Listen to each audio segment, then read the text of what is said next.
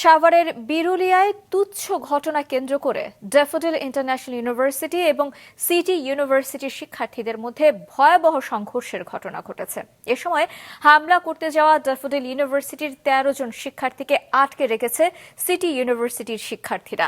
দুপুরের সংবাদ সম্মেলনে এ তথ্য জানান সিটি ইউনিভার্সিটির ভিসি অধ্যাপক ডক্টর মোহাম্মদ লুৎফুর রহমান। তিনি জানিয়েছেন, ড্যাফোডিল ইউনিভার্সিটির ভিসি এসে শনাক্ত না করা পর্যন্ত তাদের ছাড়া হবে না। প্রত্যক্ষদর্শীরা জানিয়েছেন, গতকাল সন্ধ্যায় ব্যাচেলর প্যারাডাইস হোস্টেলের সামনে সিটি ইউনিভার্সিটির এক শিক্ষার্থী থুতু ফেললে তা ড্যাফোডিলের এক শিক্ষার্থীর গায়ে লাগে। এ নিয়ে তর্কের পর এক পর্যায়ে সিটি ইউনিভার্সিটির ৪০-৫০ জন শিক্ষার্থী ড্যাফোডিলের শিক্ষার্থীদের হোস্টেলে হামলা চালায়। পরে দুপক্ষের মধ্যে শুরু হয় ভয়াবহ সংঘর্ষ।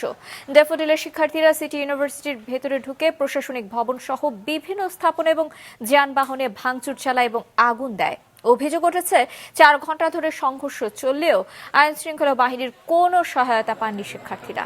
এদিকে এ ঘটনার পর ওই এলাকার সব বেসরকারি বিশ্ববিদ্যালয়ের ক্লাস পরীক্ষা স্থগিত ঘোষণা করা হয়েছে।